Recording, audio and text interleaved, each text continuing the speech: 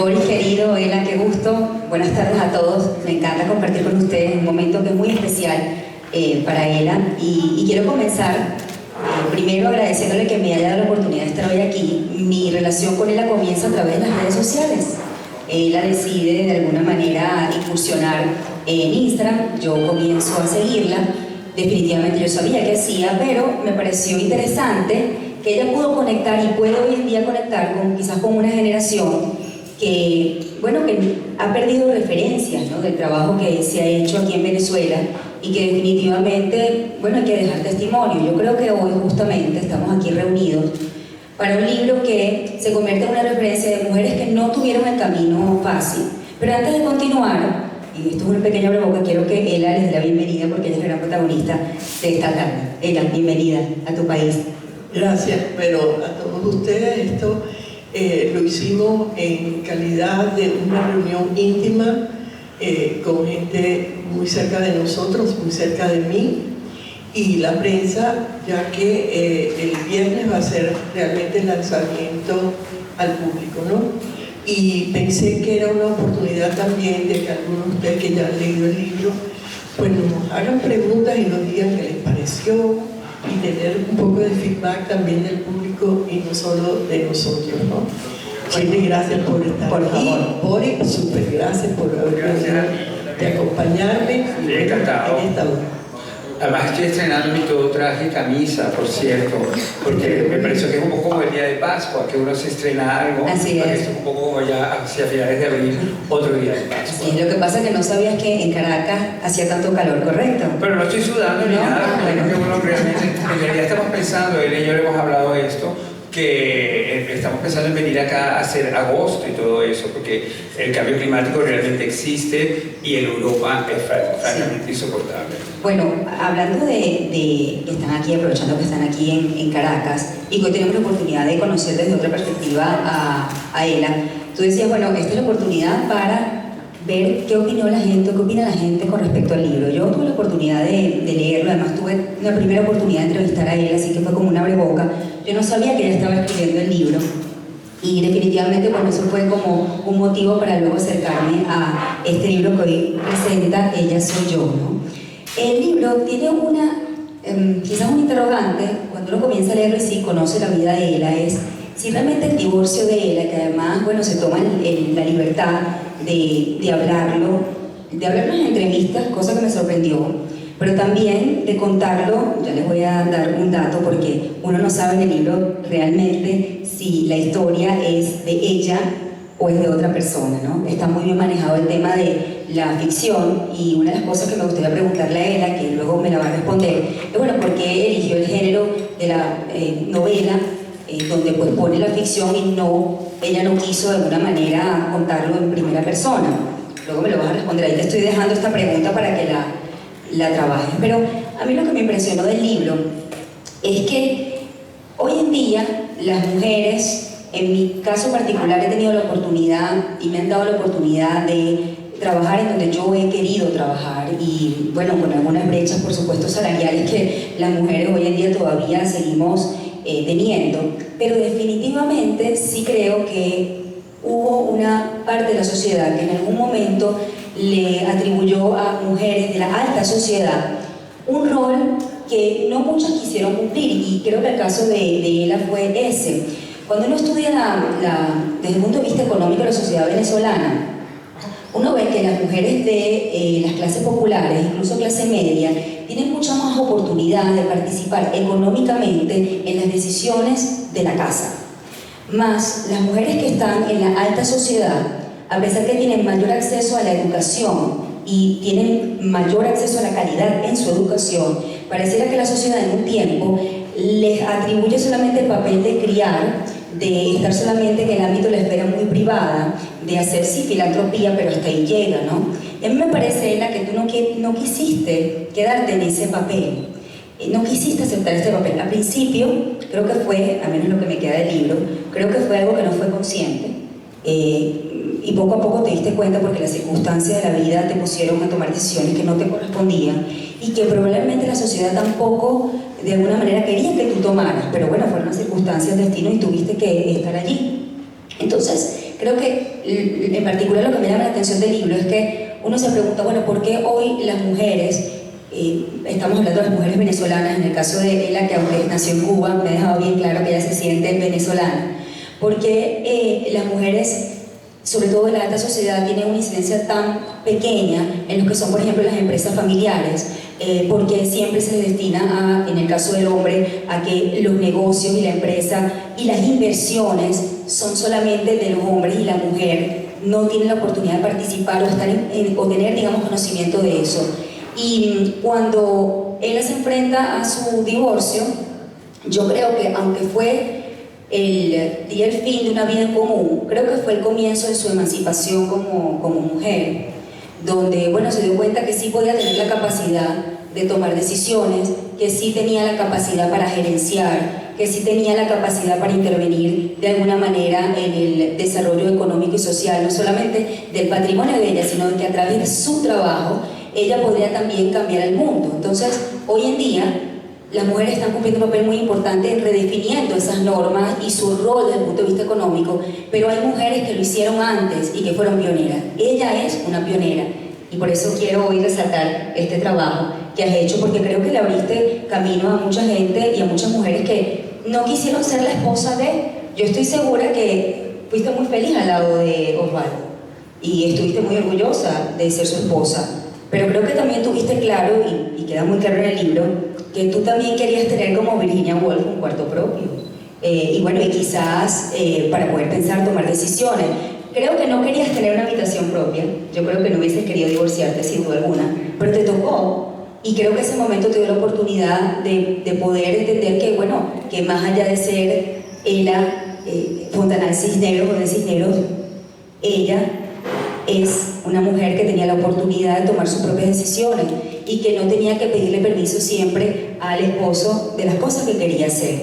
Entonces, yo quiero agradecerte porque creo que este libro es la historia de muchas mujeres que estoy segura que muchas de las que están aquí sentadas pasaron por lo que tú pasaste, y muchas hoy en día tampoco tienen la oportunidad de tener impacto en una esfera que no sea tan privada, sino que oye, sí quisieran participar en las decisiones y crear sus propias empresas y ser empresarias y estar en posiciones de liderazgo. Así que te agradezco por este libro porque creo que, bueno, es una referencia que también el país necesita. Muchas gracias. Bueno, vamos a dar un aplauso a ella. Boris, ¿quién comienza las preguntas? ¿Tú, yo? Porque la que acabas de hacer, que ha sido una presentación, sí, podemos también entenderla como una pregunta larga. Sí. Vamos a escuchar la respuesta de ella. Así es. La primera pregunta es si crees que tu divorcio fue el fin o el comienzo de la persona que eres hoy, que está presentando este libro. Bueno, en realidad, aunque en ese momento uno piensa que es el fin, nunca fue el fin. Primero porque yo creo que el amor va tomando fases diferentes a través de los años, y no importa si tú amas a la persona y no estás junto a ella todo el tiempo. Eso existe, y en la relación mía con Osvaldo existió hasta el día que murió. Entonces, para mí era más yo como persona. Alguien una vez me dijo cuando me divorcié, ¿y ahora qué vas a hacer? Que has estado casada con un hombre tan importante y ahora estás sola. Yo dije, no, perdón. Es más, me recuerdo a Osvaldo siempre diciéndome, yo soy quien soy por ti, por lo que tú me has apoyado, por lo que tú has hecho por mí, y yo te agradezco. Es más, cuando nos divorciamos no hubo pelea, no hubo momentos de estrés, ni nunca, o sea, tuvimos un rompimiento, ni nunca hablamos mal uno del otro. Continuamos una amistad y que siguió toda la vida, y el amor que siguió toda la vida también. Pero claro, como persona y como empresaria, que yo tenía mis negocios y había ya empezado muchas empresas y muchas cosas, y fundaciones, etc.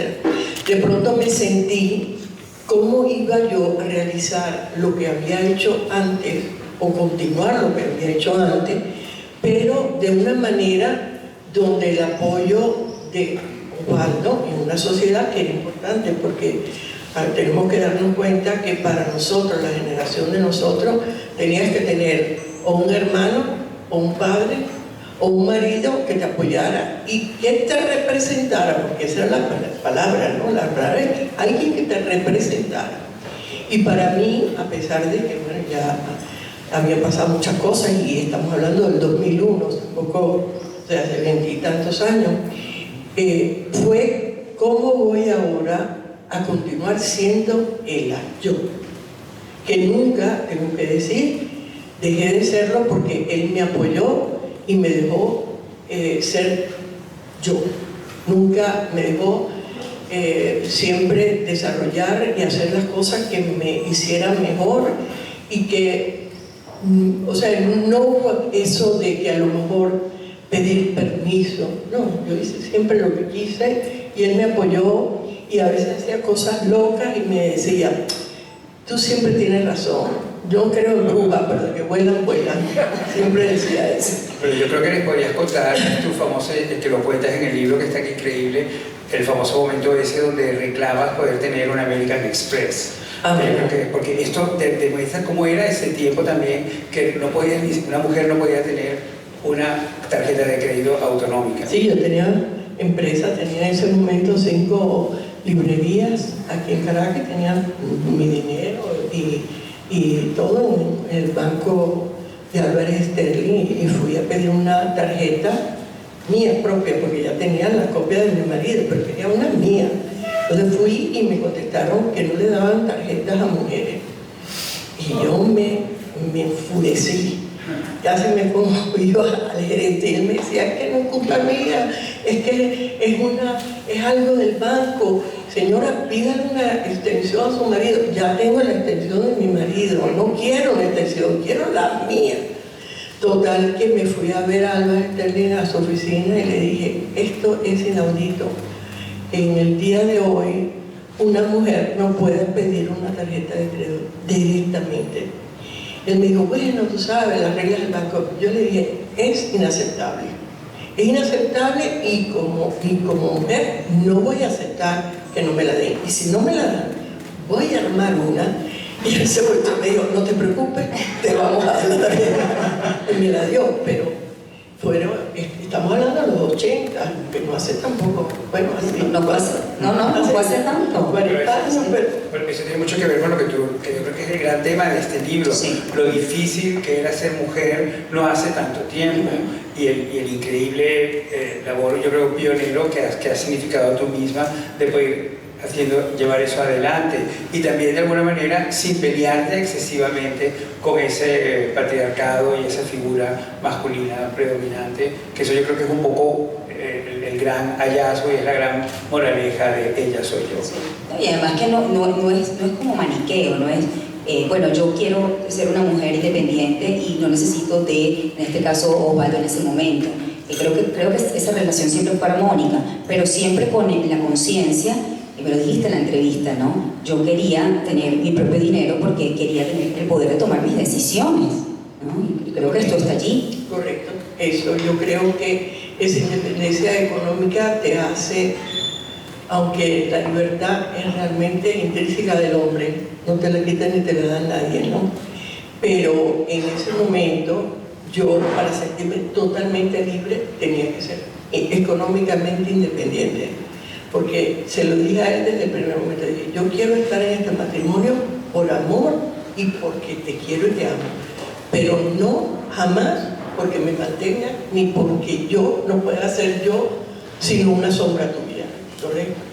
Y él respetó mucho eso y me apoyó muchísimo, y nunca dejé de hacer lo que pensé que tenía que hacer, aunque fuera una locura, y respetó mis negocios en el sentido. Nunca se metió en cómo los manejaba ni cómo los hacía. Aprendí mucho de él, por supuesto. Yo digo que fui a la Universidad de Osvaldo Cisneros, porque todo lo que aprendí lo aprendí de él. Nunca fui a la universidad, pero él me enseñó a leer un balance, a hacer esto muy tight con el dinero, administrar todo muy cerradamente, no malgastar el dinero.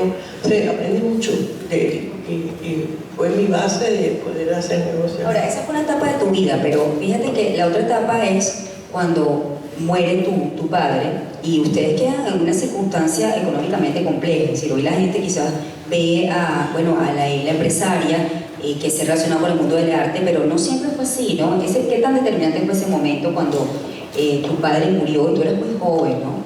Sí, tenía 15 años y esto me tocó, nos tocó que nosotros habíamos venido a Venezuela porque teníamos una hermana casada con un señor cubano y ellos tenían estos centrales azucareros aquí y tenían una buena posición, pero él decidió que no nos iba a pagar los estudios y en ese momento nos vimos en una situación.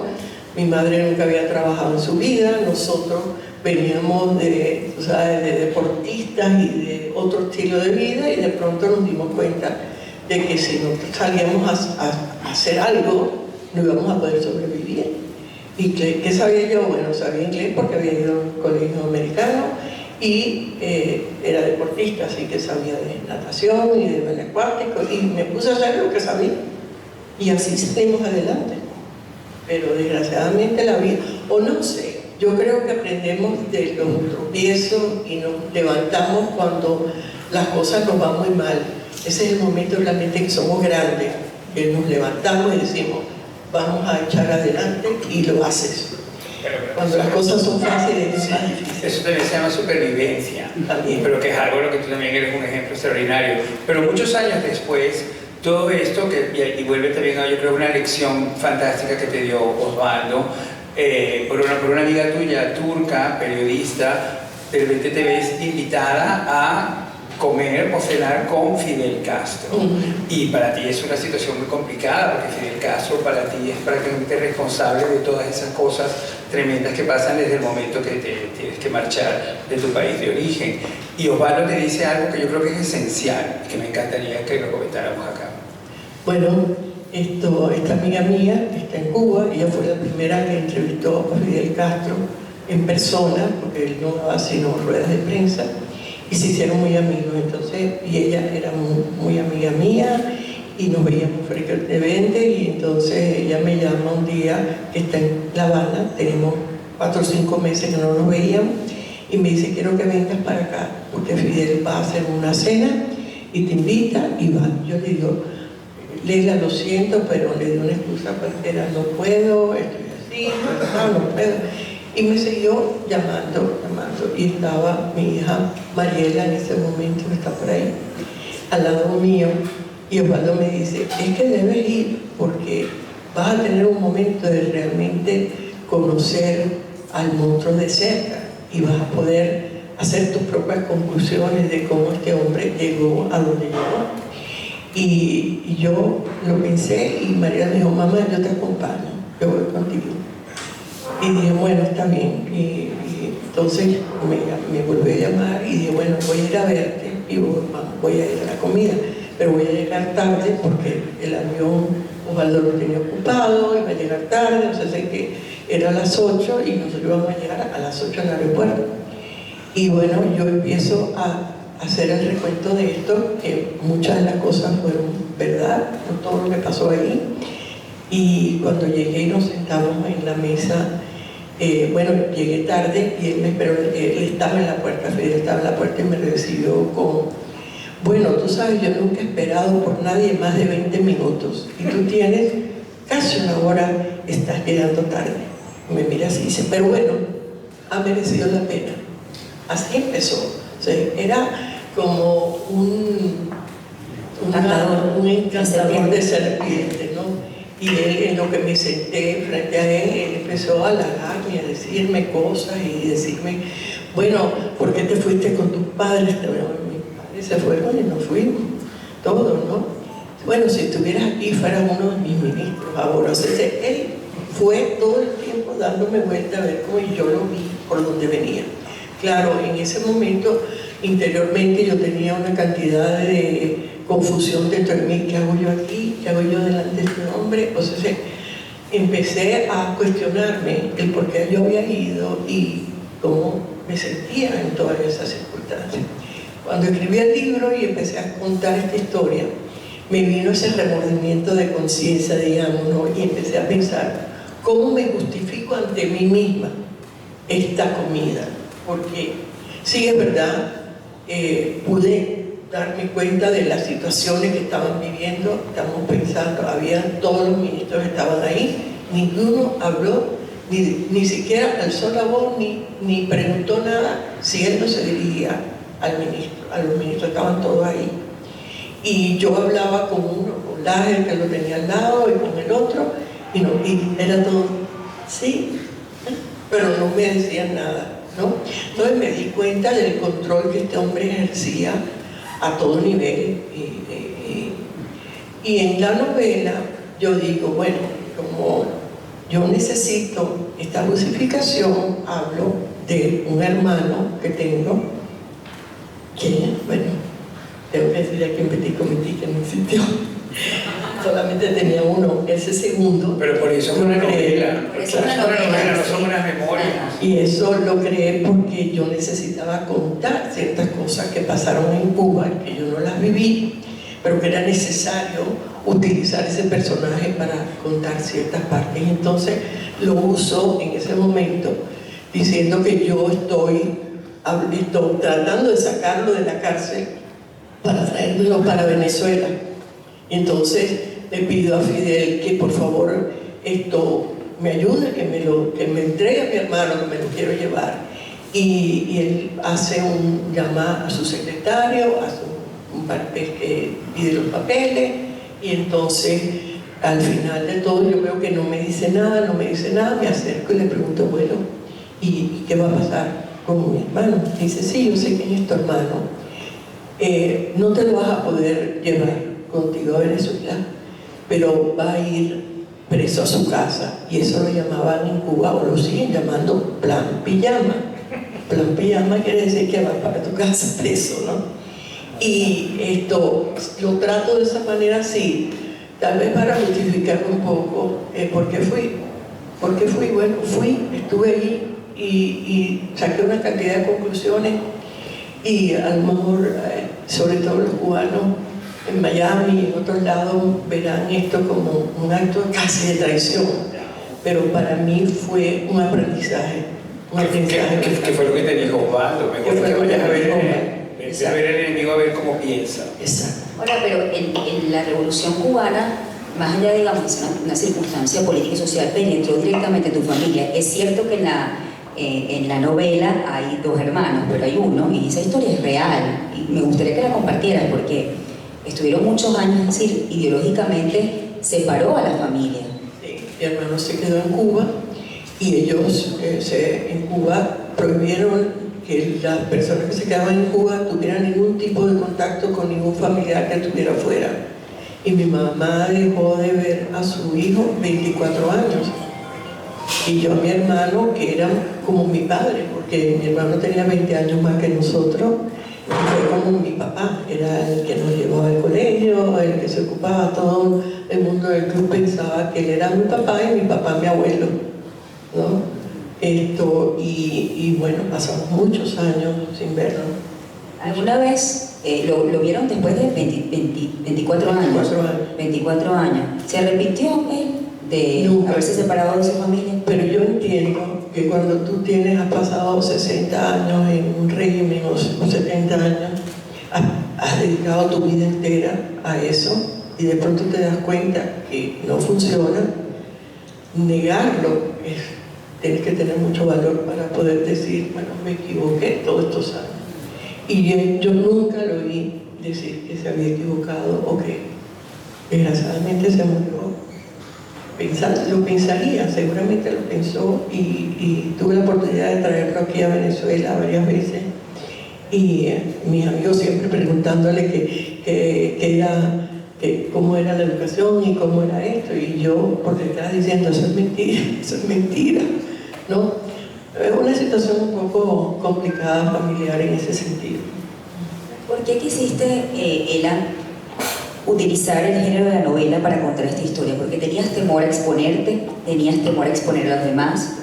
¿O sientes más bien que te da la libertad de hablar de personas o de situaciones con total libertad? No hablando en primera persona. Claro, no, o sea, la novela está en primera persona contada por otra persona. Esa es la que no soy yo, es otra.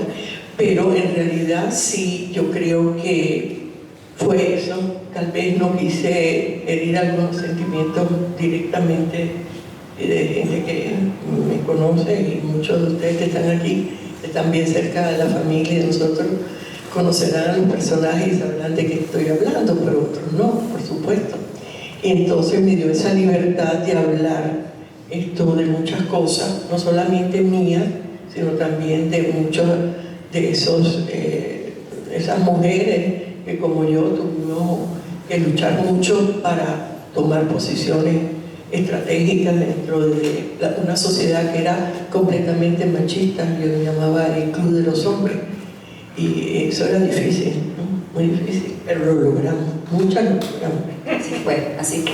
Que en eso a veces no estoy tan de acuerdo contigo, Shirley, al principio, de que en la alta sociedad pareciera como que si realmente estaban obligadas a ser simplemente esposas de... Porque yo creo que en eso tú también supiste darle una vuelta, porque te dedicaste a ser a Osvaldo Cisneros como él se imaginaba que tenía que ser.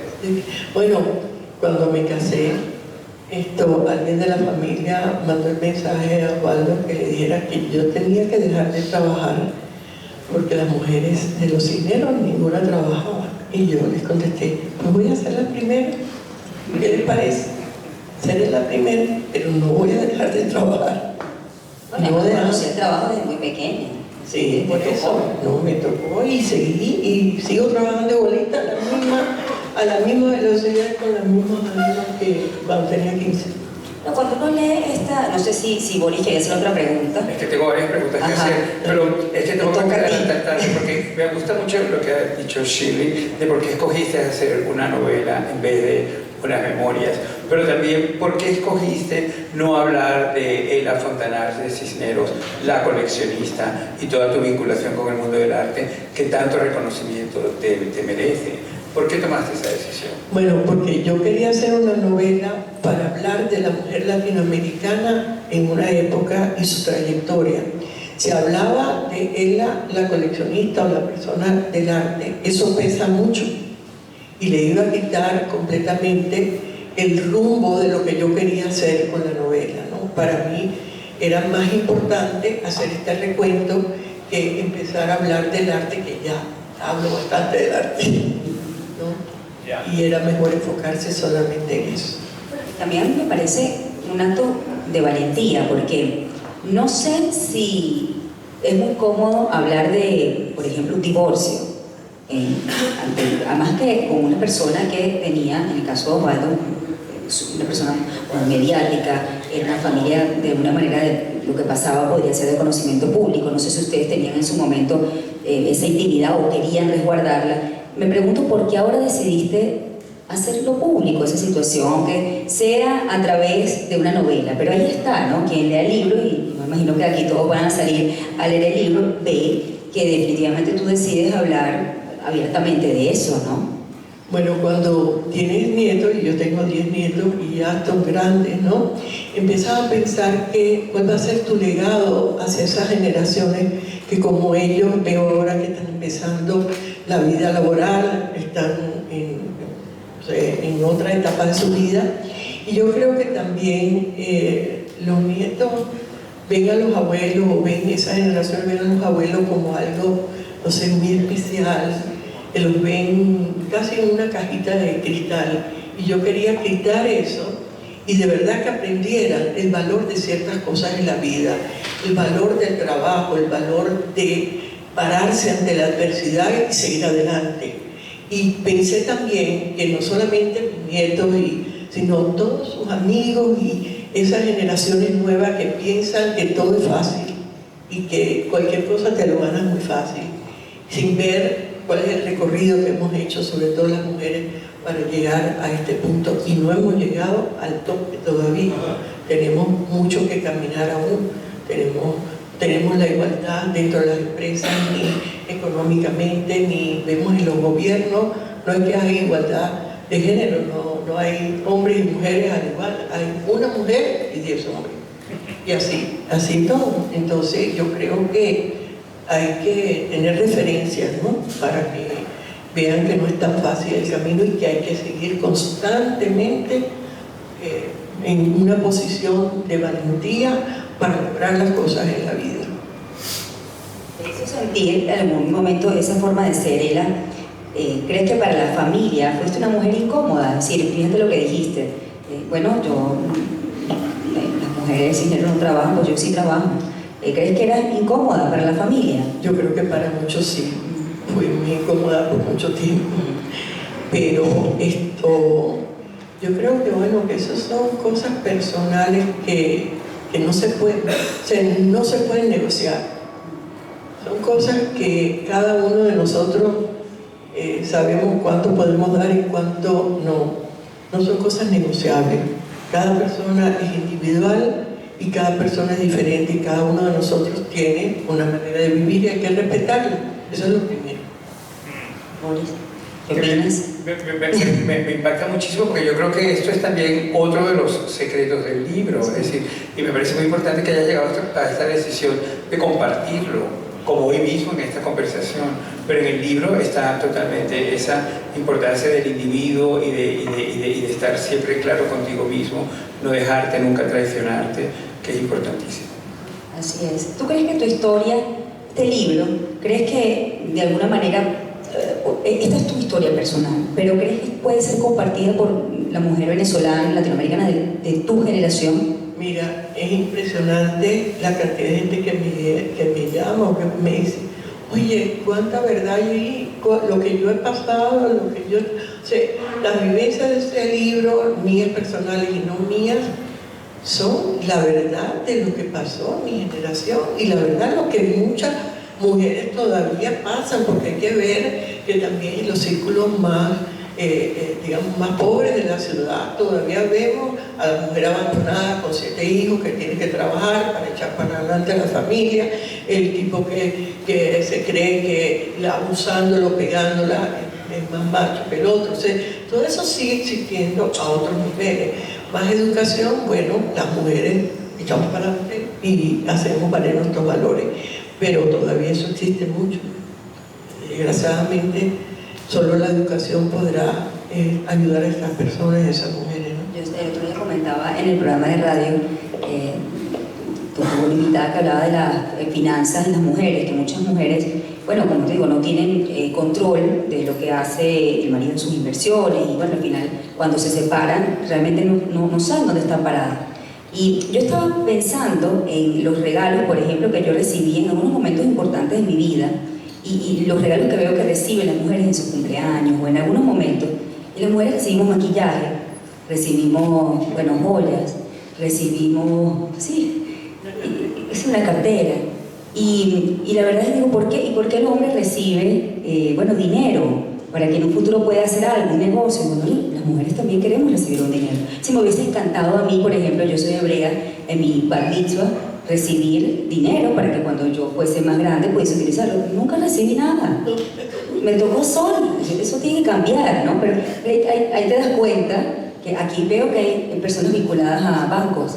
Entonces, oye, creo que también cambiar un poco claro, esa... que los bancos también propongan de repente como una cuenta femenina, pero ¿por qué no? Sí. Pero ¿por qué crees tú también, Ela? ¿Por qué? ¿Les ha pasado o no les ha pasado? Claro que sí. Ha habido varias. Pero nos encanta que nos regalen carteras. Ya. Pero si queremos hacer un negocio, mejor, me encanta. Si meten el dinero en la cartera, mejor. Pero es cierto, ¿por qué nos regalan esas cosas? Nosotros también queremos.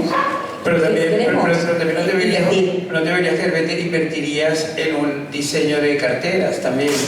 ¿Por qué no? ¿Por qué no? Porque eso es algo que me encanta precisamente de Ella Soy Yo y que lo tenía reservado para mañana, pero bueno, ya estamos adelantando. Que cuando hablas de parafernalia, que es esa tienda que creas, también es ese mundo como increíble, como que una mujer que de repente tiene una habilidad económica, lo primero que hace es poner una tienda. Entonces, claro, no sé si lo pensaste, que de repente era un poco como, quizás un poco demasiado cliché, pero fue verdad, lo hiciste y podemos hablar de parafernalia. Cliché ahora. Aquella época no era cliché, no había muchas tiendas que las mujeres fueran las dueñas, la mayoría eran hombres. Había solo Minush tenía una tienda de Dior y tal en el Tamanaco, y la cuñada de Minush que tenía una boutique que se llamaba en Chacarito, que se llamaba, ¿cómo se llamaba? Pontevecchio. Eso era todo, el resto no existía, eran todas tiendas de hombre y además todo muy clásico. Yo quería evolucionar, quería una tienda, no sé, de faldas cortas y de gente moderna y de otras cosas, ¿no? Porque en ese momento era bastante clásico todo aquí en Caracas. Me vestía todo el mundo por debajo de la rodilla, era todo muy italiano, muy perfecto. ¿Cómo te vestías tú? Bueno, me vestía como se vestía todo el mundo. Ajá. Pero cuando regresé de Londres y de Nueva York, no. Ya vine como revolucionaria, con mi falda hasta aquí, las botas hasta la rodilla. Entonces, creo que siempre estaba un poquito avanzada adelante. Eso que decías tú hace un momento, ¿no? Que, cuando ahora tuvimos una entrevista que me dijeron, bueno, a veces ser de avanzada tiene su cosa, porque no es tan fácil. Cuando tú eres, estás de abanderada, de pronto te cuesta mucho, y a lo mejor, y muchas veces me pasó que estaba fuera de tiempo, que a lo mejor creé un negocio, no sé, fuera de tiempo, ¿no? Y que después, 10 años después, lo que yo hice tenía valor, pero pasó mucho tiempo. Lo mismo me imagino que te volvió a pasar cuando empezaste con el coleccionismo y que también te tenías que fijar en cosas que el resto de los coleccionistas no se estaban fijando, como por ejemplo el arte latinoamericano. Sí, pero tú sabes que el arte fue diferente, porque yo empecé comprando cosas. Bueno, como empieza todo el mundo cuando colecciona, con lo que tienes más cerca. Empecé como artista venezolano porque eso es lo que tenía a la mano. Después latinoamericano porque empecé a viajar por Latinoamérica y bueno, me era fácil, ¿no? Y ya después, poco a poco, fui pensando de otra forma. Me cambió la cabeza y dije, bueno, yo quiero aprender de esto. Esto tiene que ser un camino de aprendizaje, no puede ser solamente la tenencia, o sea que ahora tengo un cuadro de no, yo quiero, si voy a hacer la geometría latinoamericana, quiero empaparme de eso, quiero aprender quiénes son los artistas y por qué, y la vida de ellos, y eso te va llevando por el camino, que es lo único que tú te llevas cuando coleccionas. Al final, lo único que te lleva es el aprendizaje y ese camino que has caminado con los artistas, con la vida de los artistas y con otra visión de la vida, porque el arte y los artistas piensan diferente a uno, y todo eso te lleva a pensar diferente también tú. O sea, es todo complejo pero muy bonito, y para mí el aprendizaje y todo lo que yo he tenido en estos 40 o 50 años de coleccionismo me han hecho ser lo que soy yo hoy, ¿no? Parte de ¿Te costó construir un nombre propio en el mundo del arte? Mira, yo las cosas que hice no las hice por hacer un nombre en el mundo del arte, las hice porque me gustaba, porque creía en eso, porque yo venía de unos años de hacer filantropía fuera del arte, y después de 7 años de un camino diferente, estaba buscándome a mí misma y quién era y hacia dónde iba y por qué aquí, todas esas cosas, preguntas que se hace uno de joven, de hacia dónde voy, etc. De ahí salté a, bueno, puedo hacer filantropía, que es lo que me apasiona y me gusta, que es el arte, ¿no? Y entonces no empecé sino por ese camino filantrópico más bien y de aprendizaje, y bueno, eso lo que te hace es que con los años te conviertes en eso, en sabiduría, bueno, he hecho muchas cosas, he hecho exhibiciones, he ayudado a mucha gente latinoamericana, he dado premios, he caminado ese camino, y yo creo que eso al final es eso, ¿no? Que la gente te reconoce por una labor o un trabajo que has hecho durante 20 o 30 años. Yo te pregunté en el programa algo que quiero además relacionarlo con esto, ¿no? Fíjate que has tenido la posibilidad, incluso no se logró formar un partido político, al menos no liderado por ti, pero de alguna manera siempre has tenido como, digamos, esa necesidad de ayudar a los demás, y incluso con el arte también, tú le has dado oportunidad a muchísima gente, bueno, anónima o que no se conozca el trabajo les ha dado el impulso, ¿no? Entonces la pregunta es, bueno, ¿cómo, y te lo pregunté en el programa de radio, cómo se educa en un contexto, digamos, de comodidad como para la humildad, ¿no? En medio de los beneficios, las oportunidades que tú has tenido, que quizás no otros han tenido, para que tus hijos tengan la capacidad, tú y tus hijos, de ver el otro, ¿no? De, oye, vamos a ayudar, vamos a impulsar el país, vamos a desarrollarlo, vamos a convertirnos en un agente de cambio. ¿Cómo se educa para eso? Bueno, primero, yo creo que Osvaldo fue una persona sumamente, no fue inmediata, ¿no? Porque no le gustaban ni los medios, ni salir en televisión, ni en radio, ni nada de eso. Pero sí fue una persona que tenía muy claro su responsabilidad ante la sociedad. Y siempre, y yo creo que me enseñó él mucho de eso, aprendí mucho de él, de que más tenemos que dar, más tenemos que apoyar, más tenemos que estar presentes no solamente en nuestros círculos más cercanos, sino todos aquellos que forman un país, que es importante, ¿no? Y para mí, en la parte de educación oficial, creo que los dos estábamos muy de acuerdo. Eso tenía que ser fundamental dentro de la educación de nuestros hijos. Y gracias a Dios tengo unas hijas maravillosas que todas hacen labor social. Claudia tiene su propia fundación, DigiSalud, y todo en general, o sea, lo que nosotros creímos, ellas creen en eso. Y yo creo que el ejemplo es lo único que podemos darle a nuestros hijos. A través del ejemplo la gente aprende. Tú puedes decir lo que tú quieras, pero si tú no das el ejemplo, no hay soluciones tangentes en la gente, ¿no? Bueno, Boris, yo creo que a mí me dijo, sí, que tú querías que la gente también te preguntara. No sé si Boris quiere agregar algo más. Bueno, solamente que hemos vivido este atardecer en este lugar tan increíble como es el Cerrito. Quería preguntarte, como última pregunta, ¿por qué escogiste hacer esta presentación aquí hoy? Bueno, primero porque esto es un símbolo del design y de la arquitectura máximo, y claro que iba a escoger algo de arte, ¿no? Y creo que esto para todo Caracas y para Venezuela es un honor que nosotros tengamos esta maravillosa fundación y esta casa tan especial. Yo tuve la oportunidad de sentarme con Anala antes de que se muriera varias veces y oír los cuentos de cómo se construyó esta casa y la maravilla que este super arquitecto Gio Ponti dejó para nosotros como testimonio, ¿no?, en esta casa. Entonces, por ahí uno. Y segundo, porque pensé que es la única manera o la mejor manera de ver nuestra ciudad, que salvemos después afuera y veamos que somos todos parte de esta maravillosa ciudad que nos ha dado tanto este país a muchos de nosotros y que tenemos la obligación de apoyar y de salvar a tanta gente que necesita de nuestro apoyo para eso.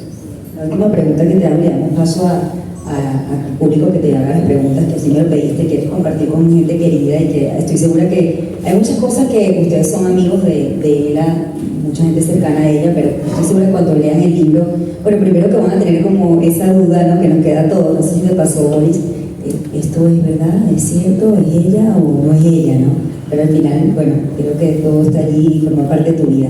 Pero cuando uno escribe un libro, terminas poniendo allí palabras que al final ya no vas a poder quitar, que quedó allí y la gente lo va a leer, lo va a consumir, lo va a interpretar. ¿Qué la dejaste aquí? Una vez que tú volviste a leer el libro, no sé si, Boris, ¿tú vuelves a leer tu libro una vez que lo escribes? No. ¿Tú lo volviste a leer? Eso me lo enseñó Isaac Chocrón, pero nunca se puede volver a leer. ¿Por qué? Una vez publicas, bueno, porque ya está. Una vez que lo publicas, ya queda así. Sí. Lo que tú has dicho no lo puedes cambiar. Sí, no lo puedes Y cambiar. no solamente eso, sino me pasó durante la pandemia que tenía tiempo y alguna vez quise volver a leer el capítulo y empecé a cambiar cosas, Sí. porque tú lo lees y tú siempre quieres mejorar eso que escribiste y a veces no hay que tocarlo, hay que dejarlo. Lo que escribiste está ahí. La vida es Y ahí así tiene que quedar. y no siempre se puede perfeccionar, ni aunque queramos, ¿no? Pero en todo caso, Ni aunque sea Superman. exactamente. Pero cuando terminaste de escribir, ¿qué sentiste, no? ¿Con qué era te encontraste? ¿Qué la dejaste allí? ¿Y cuál es la era que tú crees que va a interpretar el público? Bueno, O los cuando lectores. terminé el libro, fue como que sentí una paz y dije, lo hice. Era algo que estaba en mi cabeza por muchos años y que tomó una fuerza de voluntad muy grande. Yo me fui 2 meses a una playa en México diciendo, bueno, me voy a tomar 2 meses, lo voy a escribir en 2 meses. Lo escribí en 1 mes y medio, pero con una voluntad férrea de escribir todos los días, de lunes a sábado, de 9 de la mañana a 3 de la tarde. Y no vi a nadie en esas horas, ni hablé con nadie, me dediqué solamente al libro. Cuando lo terminé dije, accomplished. Qué bueno. Me entró así como un descanso, una tranquilidad, y dije, bueno, para lo que sirva. Lo mandé a muchos amigos y se lo mandé a algunos escritores amigos y todo, esperando, y a editores, y dije, si no sirve, no lo voy a publicar, entonces quiero el feedback. Y todos me dijeron, no, hay que publicar el libro, y por eso. Por cierto que lo publica Editorial Tábara, y aquí está la Sí, aquí está Sergio. Gracias. Bueno, Boris. Yo creo que le damos paso al público. A ver, ¿quién quiere hacer una pregunta?